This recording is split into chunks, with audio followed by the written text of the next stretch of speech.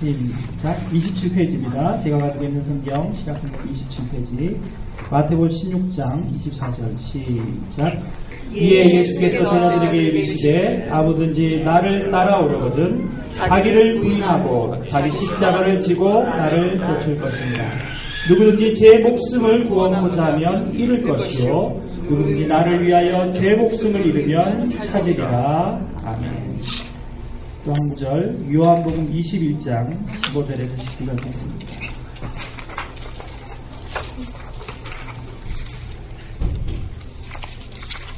제가 가지고 있는 성경 시작성경 185페이지 요한복음 21장 15절부터 19절까지 말씀입니다. 185페이지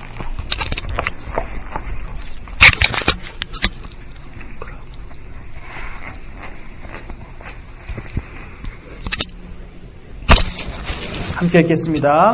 요한복음 21장 15절 시작. 저희가 조밥 먹은 후에 예수께서 시몬 베드로에게 이르시되 요한의 아들 시몬아 내가 이 사람들보다 나를 더 사랑하느냐 하시니 가로되 주여 그러하외다. 내가 주를 사랑하는 줄 주께서 아시나이다. 가라사대 내 어린 양을 먹이라 하시고 또 두 번째 가라사대 요한의 아들 시몬아 내가 나를 사랑하느냐 하시니 가로되 주여 그러하외다. 내가 주를 사랑하는 줄 주께서 아시나이다. 가라사대 내 양을 치라 하시고 세 번째 가라사대 요한의 아들 시몬아 내가 나를 사랑하느냐 하시니 주께서 세 번째 내가 나를 사랑하느냐 하심으로 베드로가 근심하여 가로되 주여 모든 것을 아시오매 내가 주를 사랑하는 줄을 주께서 아시나이다. 예수께서 가라사대 내 양을 먹이라.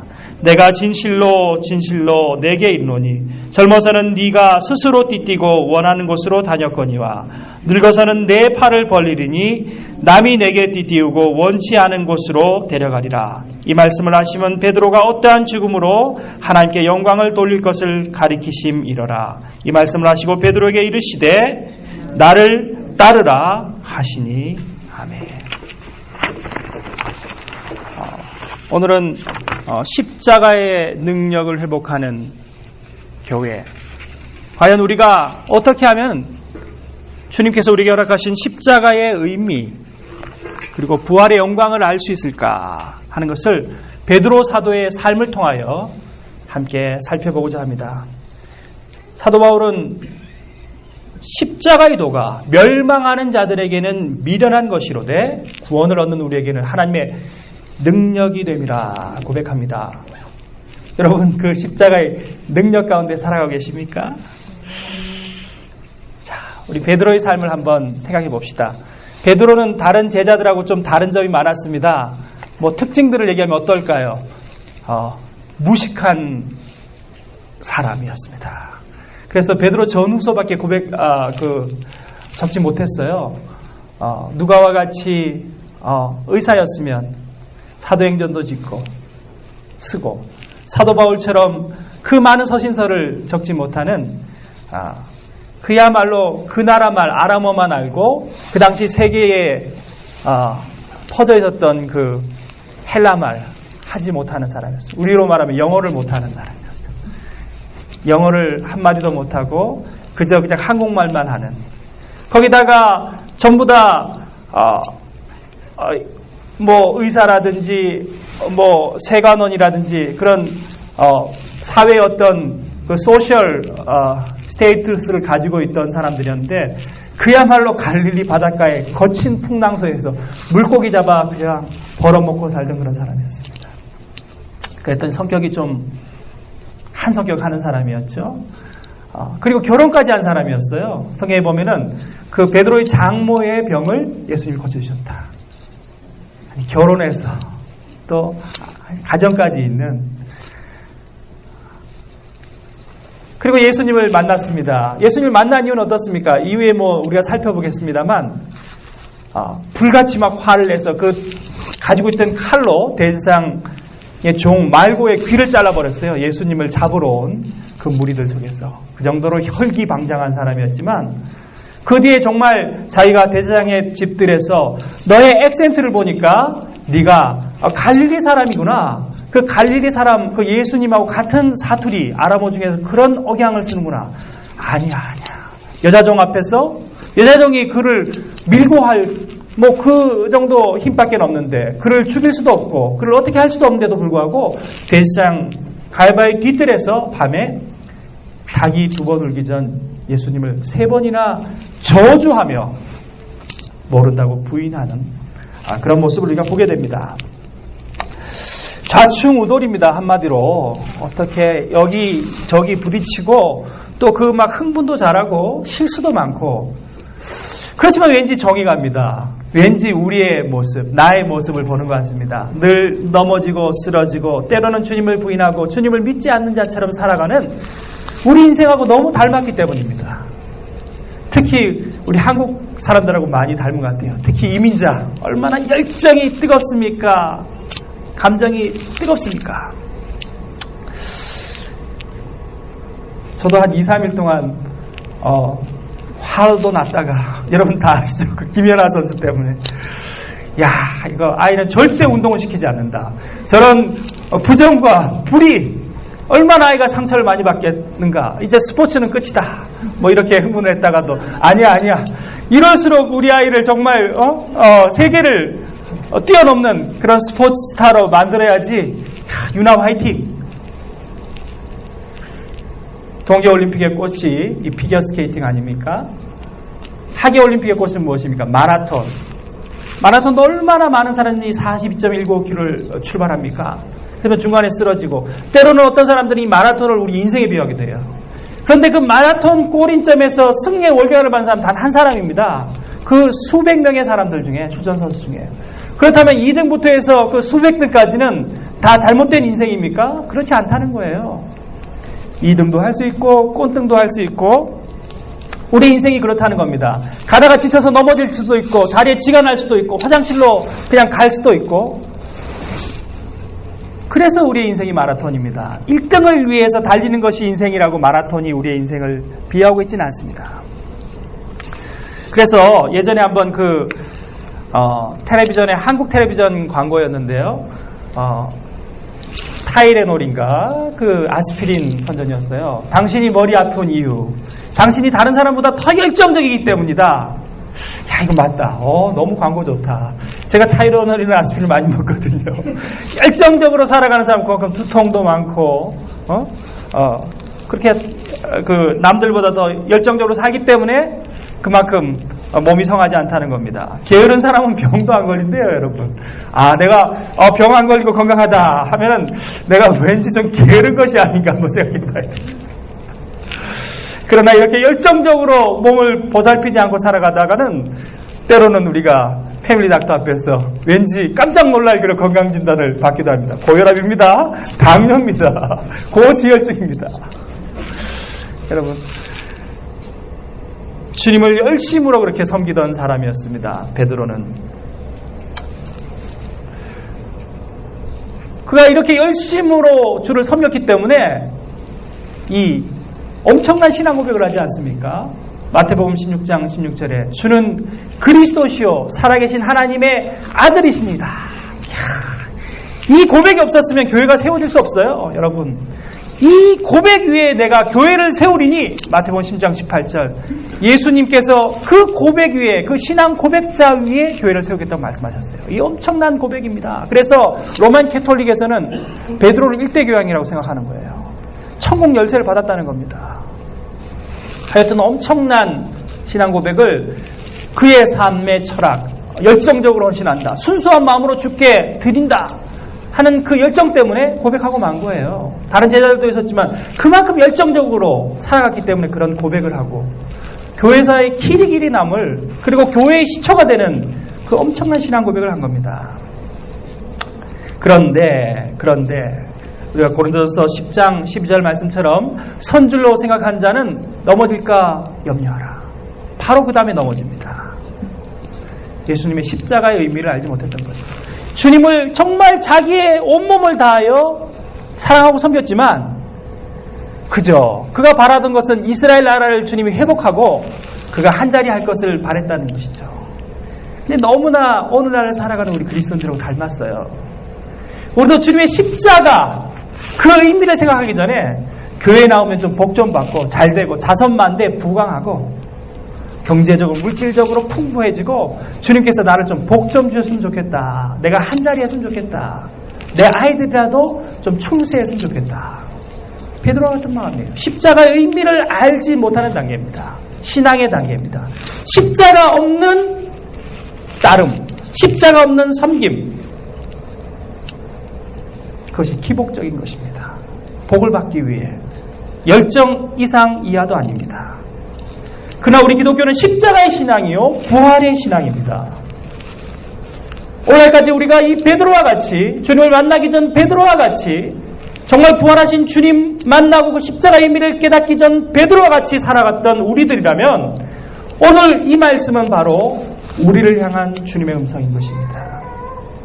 왜냐하면 함께 읽었던 마태복음 16장의 베드로는 바로 그러한 사람이었기 때문입니다. 마태복음 16장 21절을 우리가 보면은 이 엄청난 베드로의 고백을 들으시고 교회를 세우겠다고 말씀하신 이후에 주님은 이제 주님께서 오신 목적들을 말씀해 주십니다. 이때로부터 예수 그리스도께서 자기가 예루살렘에 올라가 장로들과 대제사장들과 서기관들에게 많은 고난을 받고 죽임을 당하고 제3일에 살아나야 할 것을 제자들에게 비로소 가르치시니 이제 되었구나.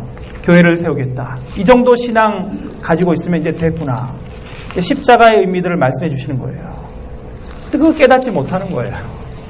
그리고 오히려 22절 보면 베드로가 예수님을 붙들고 가나에 가로되 주여 그리 마옵소서 이 일이 결코 주께 미치지 못하리다. 만류하는 이면에 무엇이 있을까요? 야, 이렇게 따르던 이 사람 죽으면 안 된다. 그러면 이스라엘 왕도 끝이고 내가 따르던 이 세월도 끝이고 그냥 모든 게 끝나는구나. 내가 받으려던 복이 끝나는구나. 참으로 십자가의 고난 안 됐다는 그 연민의 정 이면에는 바로 자기 자신의 개인적인 생각이 있습니다. 우리도 이와 같습니다. 야, 교회를 생각하기 전에 신앙 공동체를 생각하기 전에 내가 먼저 하는 거예요. 내가 예수 그리스도가 왕에 있는 것이 아니라 사형리에서 우리가 아는 것처럼 우리가 왕의 자리에 있는 것입니다. 내 중심으로 신앙생활 때 내가 복 받아야지 교회 나고 내가 복 받아야지 내가 하나님 믿는 겁니다. 주님과 함께 하지만 십자가를 지키는 신하는 겁니다. 주님과 함께 가야 하지만 십자가는 거절하는 겁니다.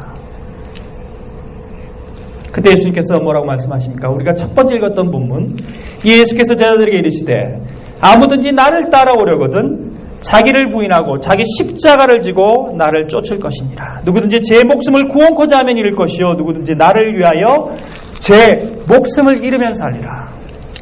목숨을 잃고자 하는 자가 없습니다. 이것이 역설입니다. 이것이 진리예요. 근데 이것이 기독교의 진리입니다. 안희수 사모님 아시잖아요. 북미에서 사모님으로 돌아가셨지만 내일이는 난 몰라요.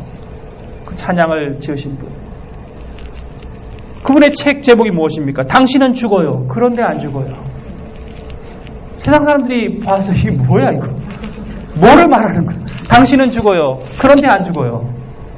죽고자 하는 자가 산다는 겁니다. 살고자 하는 자는 죽고 만다는 것입니다. 고난의 십자가 없이 부활 없다는 것입니다. 이것이 기독교의 진리입니다. 그러나 베드로는 그 주님의 말씀을 알지 못했습니다.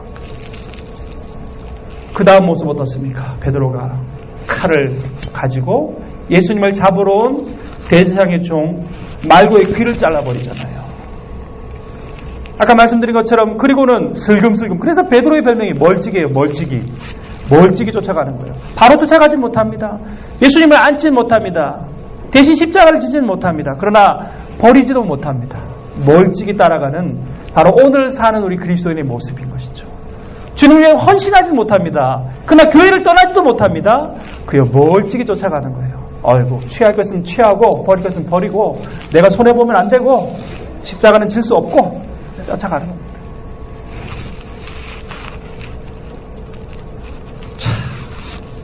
그러나 예수님께서 뭐라고 말씀하십니까? 마태복음 10장 32절 32절 누구든지 사람 앞에서 나를 시인하면 나도 하늘에 계신 내 아버지 앞에서 저를 시인할 것이요 누구든지 사람들 앞에서 나를 부인하면 나도 하늘에 계신 내 아버지 앞에서 저를 부인하리라. 제가 대학 때 신학과 교수님 한 분이 독일에 유학 가셔서 독일에서 박사학위를 받아오신 굉장한 권위자였어요. 요즘 엄청난 신학계에 논란이 되고 있는 한 중심에 서신 엄청난 미할 벨커라는 독일 신학자의 제자였습니다. 근데 한번 우리 신학생 앞에서 그런 얘기를 하시더라고요. 본인이 연세대학교 신학과를 나왔대요. 그래서 연세대학교는 좋은데 신학과가 부끄럽다는 거예요. 그래서 미팅을 나갔대요, 대학교 때. 연세대학교 배지를 달고 나갔다는 겁니다. 여학생들이 연세대학교 배지 보고는 연세대학 다니세요? 막 여학생들이 막 너무 좋아하더라는 거예요. 그런데 전공은 뭐세요? 그 순간에 자기 마음이 갈등하더라는 거예요. 저 신학과라고 얘기하면 또 싫어할 것 같더라는 거예요. 저 종교 철학이라고 했습니다. 종교 철학을. 그런데 그 말을 뱉는 그 순간 바로 이 말씀이 생각나더라는 거예요. 누구든지 사람들 앞에서 나를 시인하면 나도 하늘에 계신 내 아버지 미팅이고 뭐고 갑자기 눈물이 왈칵 쏟아지듯이 뛰어나갔다는 거예요. 막 신촌의 그 뚝을 막 걸으면서 막 울었다는 거예요. 주님 죄송합니다. 여러분, 그 교수님의 고백이 바로 오늘 우리의 고백이 아닙니까? 세상 가운데서 우리가 그리스도인이라고 얘기합니까? 세상 사람들이 개독교라고 얘기하는데, 세상 사람들이 기독교를 믿는 것이 더 이상 우리에게 어드밴티지가 되고 있지 않는데, 그럼에도 불구하고 우리가 예수 믿는다고 고백하고 살아가십니까? 어떻게 보면은 이민사회 참 벌어먹고 살기 힘든 인생을 우리가 살아갑니다. 때로는 주일이 지나고 주일 저녁이 되면 허무가 밀려옵니다. 내일 월요일 또 어떻게 살아갈 것인가? 그저 견디는 것이구나. 베드로의 모습이 그랬습니다. 얼마나 열심히 주를 열정적으로 쫓았습니까? 그렇지만 아무것도 얻지 못하고 대생의 종의 귀를 자르고, 그리고 여자종 앞에서 예수님을 3번이나 그것도 저주하면서 그를 모른다고 부인하고 돌아가니 얼마나 허무했겠습니까? 요한복음 21장은 바로 자기의 본업, 갈릴리 바닷가로 돌아간 베드로의 모습을 조명하고 있습니다. 밤새 노를 저으며 고기를 잡지만 그의 고기를 잡는 것이었겠습니까? 그것은 허무한 그의 인생이었습니다. 아무것도 잡지 못하고 3년간 수제자랍시고 주님을 쫓았지만 그저 그 목숨을 구걸하려고, 그저 먹고 사려고, 목숨을 구걸하려고 배신하고 먹고 사려고 다시 바닷가로 왔습니다. 내 입에 풀칠해야 되니까 다시 돌아왔습니다. 소명이고 뭐고 아무것도 없습니다. 그저 먹고 사는 것밖에 없습니다. 그런 칠흑 같은 어둠 가운데 부활하신 주님이 그를 찾아오십니다. 여러분, 내 인생이 무엇인가? 정말 먹고 살려고 내가 캐나다에 왔던가? 소명 없이 이렇게 내 인생이 그저 지나가 버리는 것인가? 바로 그 순간, 어둠이 가장 깊은 그 순간이 새벽 미명 동이 토기 전입니다. 무기력하게 노를 젓는 베드로, 그가 주님을 찾아간 것이 아니라 주님이 그를 찾아오셨습니다. 우리의 인생도 마찬가지입니다. 우리의 허무와 애통과 절망 가운데 우리가 주님을 찾는 줄 알지만 주님이 우리를 먼저 찾아오시는 거예요. 요한복음 21장 5절, 찾아오신 주님께서 물으십니다. 너에게 고기가 있느냐? Nothing. 주님 없이 인생에 아무것도 있을 수 없습니다. 허무뿐입니다. 주님을 떠난 인생 가운데 우리가 발견할 수 있는 것, 얻을 수 있는 것은 아무것도 없습니다. 배의 오른편으로 그물을 던지라고 말씀해 주시는 것도 주님이시요, 찾아오셔서 먹이시는 분도 주님이시요, 잡은 것이 어디 있느냐, 그것으로 아침 조반을 먹이시고 다시 한번 우리의 고백의 결단을 받으시는 분도 주님이십니다. 주님께 우선권이 있습니다. 주님께 프리오리티가 있습니다. 그러면 언제 주님을 만납니까? 어느 순간입니까? 마태복음 5장, 주님이 우리에게 허락하신 산상수훈의 8복 가운데 해답이 있습니다. 주님께서 뭐라고 먼저 말씀하셨습니까? 심령이 가난한 자는 복이 있나니 천국이 저희 것이며, 애통하는 자는 복이 있나니 저희가 위로를 받을 것이며, 8절에 마음이 청결한 자는 복이 있나니 저희가 하나님을 볼 것이며. 그렇습니다. 애통할 때 주님을 만난다는 것입니다. 심령이 가난한다는 것은 무엇입니까? 심령이 가난하다는 것은요, 물질적 가난을 말하는 것이 아닙니다. 바로 구원자를 만나려고 하는 마음이라고 성경은 기록하고 있습니다. 마음이 청결하다는 것은 무엇입니까? 내가 주님의 구원을 바라본다는 원뜻의 의미가 있습니다. 애통하는 자는 무슨 뜻입니까? 헬라어 성경, 원어 성경을 찾아보면요, 크라이온테스, weeping. 우리가 육체적으로 눈물을 흘리는 것이 애통하는 것이 아니라요, 영적인 슬픔, 펜톤테스. 영어로 말하면 mourning입니다. mourning. 한국말 성경 번역이 참 잘 됐습니다. 애통하는 자 아닙니까? 애통하는 자. 애통하는 게 뭐예요? 창자가 끊어지는 아픔. 내 영적인 아픔이에요. 영적으로 슬퍼하고, 주님 어찌하여 나를 버리시나이까? 나를 이 자리에 두시나이까? 그 고난 가운데 있는 자만이 하나님의 사랑을 안다는 것입니다. 그래서 원어 성경에는 이렇게 말합니다. 마카리오이, 오이, 푸턱서이, 토, 프네오마티. 영어로 뭐였습니까? Blessed are the poor in spirit. 그 다음 절은요, 마카리오이, 오이, 펜토온테스. 마카리오리가 먼저예요. 영어로는 Blessed are those who mourn, for they will be comforted. Blessed가 먼저, blessed. 복이 있도다, 복이 있도다. 한글 성경에는 심령이 가난한 자, 의에 줄이고 목마른 자, 주어가 먼저 나오지만 복이 있도다, 복이 있도다. 복이 있다. 하나님의 은혜의 복을 받을 자는 누구냐? 바로 애통하는 자라는 것입니다. 하나님의 복을 받을 자는 누구냐? 바로 심령이 가난한 자는. 하나님의 복을 받을 자는 누구냐? 마음이 청결한 자라는 것입니다. 창세기 28장 형 에서의 장자권을 자기가 빼들었어요. 엄마의 지혜로 외삼촌 라반의 집을 향하여 가는 야곱의 이야기가 나옵니다. 형의 칼이 뒤를 쫓습니다. 라반의 집이 어딘지 모릅니다. 그 광야 가운데 돌을 베개 삼아 잠들었습니다. 짐승의 먹이가 되었지, 형의 칼에 죽을지, 굶어 죽을지, 추워 죽을지 알지 못하는 광야 가운데 그 고난의 장소가 하늘에서 하나님의 사자가 사닥다리를 타고 내려왔다 올라가며 그를 축복하는 자리였던 것입니다.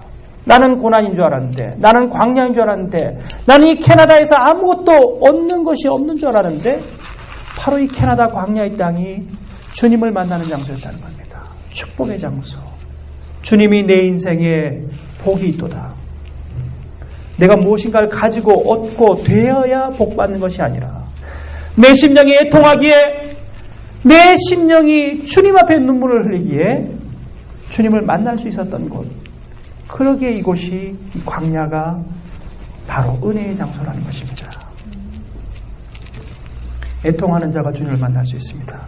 우리가 아는 것처럼 우리 요한이가 지난 추수감사절 때 저기 층계에서 굴러서 팔을 부러뜨렸습니다. 그날 시키드에 갔는데 진짜 대못이 10cm가 넘더라고요. 와, 이 대못을 두 개를 망치질해서 박는다는 거예요.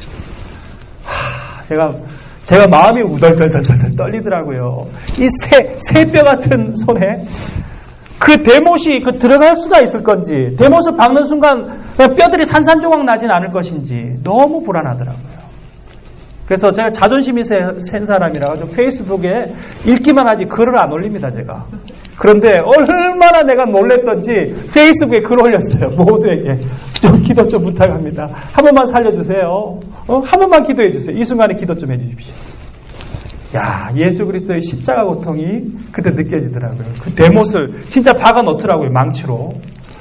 야, 제가 너무 놀랐습니다. 그런데 그날 밤에 이렇게 하여튼 수술을 했어요. 그리고 전신마취를 벌써 두 번째 전신마취를 하고 애가 막 정신을 못 차려 깨어나질 못하는 거예요. 근데 다행히 이제 교인들이 오셔서 도시락도 사주시고 뭐 해가지고 어른은 잘 먹었습니다만 그 캐나다 병원 야속하대요. 오입 때문에 그런지 애가 정신 못 차리고 못 깨나니까 깨나가지고 이제 밥 달라니까 밥 시간 지나서 밥도 안 주는 거예요. 오입 손님은 다 그렇던 거예요. 그래서 뭐 밤에 가라는 겁니다.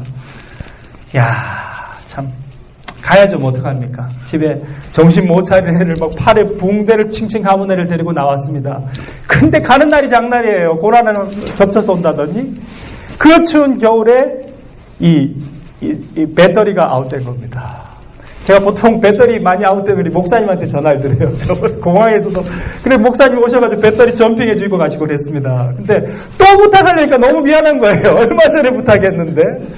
그래서 제가 뛰었어요. 그날따라 왜 그렇게, 얼마나 경찰들이 많습니까? 우리가 휴대폰만 하면 경찰이 와가지고 벌금 끊어가는데, 그날따라 경찰이 없어. 그날따라.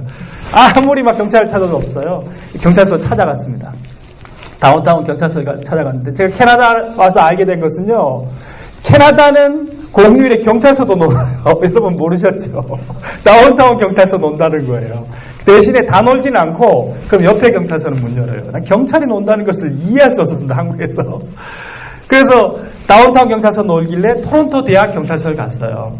다행히 점핑 케이블이 있더라고요. 그리고 충전기가 있어서 빌렸습니다. 그래서 땀을 흘리면서 왔더니 그 사이에 완전 방전이 돼버린 거예요. 그래서 아무리 점프를 해도 안 돼요. 추수감사절에 캐나디언 타이어 카세트는 다 놉니다. 캐나다는. 어디 뭐 할 방법이 없는 거예요. 생각이 났습니다. 스트릿 파킹이니까 앞에 차 운전수가 올 거 아니에요. 뒤에 차 운전수도. 기다리자. 추운데 뭐 시동은 못 걸어도 그냥 바람은 피할 수 있으니까 가족들 다 차에 태우고 기다렸습니다.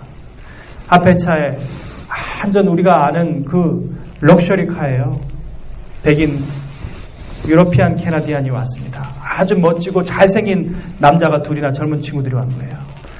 아주 좀 해줄 수 없습니까? 아이가 이렇게 됐습니다. 거의 구걸하듯이. 이 차가 얼마짜리인 줄 아냐는 거예요. 당신 차 점프해주다가 내 차 이거 배터리 나가면, 전기 나가면, 감전되면 당신 책임질 거냐고. 가버립니다. 기다렸습니다. 뒤차 아프리칸 캐나디안이 왔습니다. 우리하고 같이 이제 컬러 피플이니까 좀 잘해줄 것 같잖아요. 그래가지고 부탁을 했습니다. 미안하다는 거. 오늘 이 차 이거 오늘 빌려온 차라는 거예요. 자기 차인 줄 당신 알지만 이 차 사실은 내가 빌려온 차라는 거예요. 그럼 가버립니다. 뒤에 또 차가 있습니다. 여자친구하고 둘이 왔는 사람입니다. 불이 나게 도망가는 거예요. 내가 부탁하려고 그러니까 막 불이 나게 도망가요. 그때 아니라니까 종교는 다르지만 이슬람 터번을 쓴 택시 운전기사들이 얼마나 많습니까? 택시를 잡았습니다. 이슬람 교도입니다. 아니 선한 사마리안의 비유하고 똑같은 것 같아요. 터번을 쓴 이슬람 교도가 택시에서 내립니다. 좀 해줄 수 있다는 거예요. 대신에 돈을 내라는 거예요. 제 주머니에 딱 보니까 20불 있고 데비카드 있었습니다. 20불 주니까 안 되는 애 40불 내라는 거예요. 아니 점핑 한번 해주는데 40불 내라는 거예요.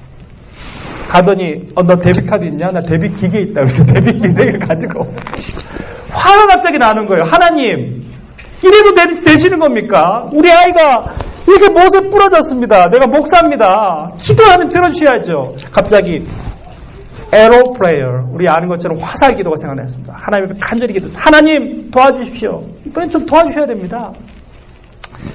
그 터번을 쓴 이슬람 교도가 데비카드 기계를 주길래 제가 그랬습니다. 됐습니다. 내 친구가 도와줄 겁니다. 위에 계신 나의 친구 찬호가 갑자기 생각나더라고요. 그 말이 떨어지기가 무섭게 갑자기 하얀 트럭이 앞에 서는 겁니다. 제 옆에 그 택시와 저 사이에 갑자기 비집고 큰 트럭이 하나가 오는 거예요. 근데 저는 생전 태어나서 그렇게 옆에 그 트럭에 무슨 회사 마크 없는 트럭은 내 생전 처음 봤어요. 그냥 하얀 트럭이더라고요. 생전 처음 본 트럭이 한 대가 갑자기 옆에 서더니 그것도 하얀 옷을 입은 아저씨가 내리는 거예요. 그러더니 점핑 케이블을 들고 내리는 거예요. 그래서 갑자기 문을 열더니 점프를 하더니 자기 시동을 걸고 켜주는 겁니다. 눈물이 막 나는 거예요. 하나님이 천사를 보내셨구나. 하나님이 당신을 축복할 겁니다. 그가 그렇게 얘기를 합니다. 저도 장로교 목사입니다. 내가 안아줬어요. 그랬더니 그 사람이 왜 여기 있습니까? 애가 갑자기 팔이 부러졌습니다. 우리 아이도 다리가 7군데 부러졌는데 지금 건강히 잘 살고 있습니다. 걱정하지 마세요. 주님께서 도우실 것입니다. 그럼 가버리는 거예요. 여러분, 우리의 인생 가운데 고통의 순간, 그 순간이 바로 주님이 우리를 만나주시는 순간, 우리를 위로하시는 순간입니다. 대생의 집들에서 예수님을 부인하고 만신창이가 된 베드로. 그에게 주님이 묻습니다. 네가 나를 사랑하느냐? 어떻게 내가 주님을 사랑한다고 말하겠어요? 아시잖아요, 주님. 그의 대답은 바로 그와 같았습니다. 주님 아시잖아요. 주님이 만약 나와 함께 하셨다면 제가 부인하지 않았을 겁니다. 주님, 내가 그 모욕의 순간에 그 여자종 앞에서 당신을 부인하지 않았을 것입니다. 주님이 그 순간에 함께 하셨다면 내가 건강을 잃지 않았을 것입니다. 주님이 그 순간에 나를 도우셨으면 내가 사업에 실패하지 않았을 것입니다. 평안도 믿음도 건강도 어느 것도 잃지 않았을 것입니다.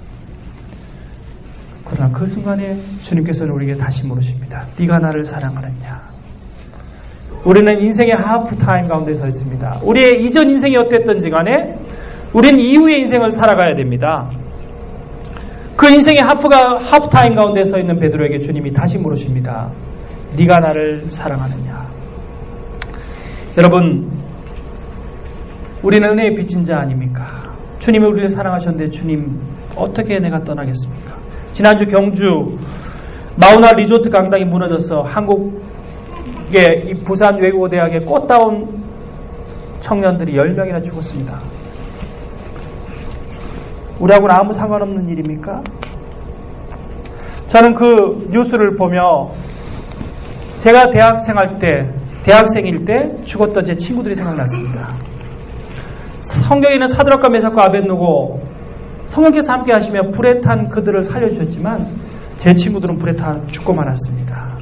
둘 다 신학과 시골에서 어머니 아버지가 그야말로 신학생 낳았다고 목사 아들 낳았다고 그렇게 기뻐하던 기도의 아들들이었습니다. 1992년 5월 22일 종국이 형, 병찬 선배 그렇게 화염병이 터져서 죽고 말았습니다. 그 불구덩이에서 한 동기는 뛰어내리다가 평생 불구로 지금도 살고 있습니다. 저는 그때 군에서 2등병이었습니다. 고참들이 야, 뉴스 봤어? 너희 신학과 너 친구들 다 죽었어. 하나는 목회 안 하고 저렇게 데모하더니 불에 타 죽었어. 오히려 더 두드러 맞았어. 2등병 구두를 닦고 있었습니다. 눈물이 났습니다. 교회 친구들은 백골단에게 잡혀와서 귀가 잡아찢었어요. 여자 동기였어요. 나만 복받아 살면 된다고. 그렇게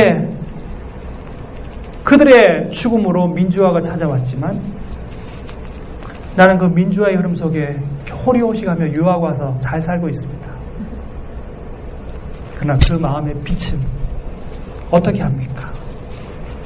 부활의 강 건너 그들을 다시 천국에서 만났을 때 나는 무엇이라 대답할 겁니까? 그저 내 배만 불리고 공부해서 잘 살았다. 그렇게 대답할 수 있을 거예요. 세상은 손가락질합니다. 학생이 하나는 공부는 안 하고 데모나 하다니 결국엔 화염병이 터져가지고 저렇게 처참하게 죽고 말았구나. 그렇지만 시골에서 그 아들, 목사 될 줄 알았던 아들이 불에 타 죽은 시신을 보고 그 마을의 자랑이었는데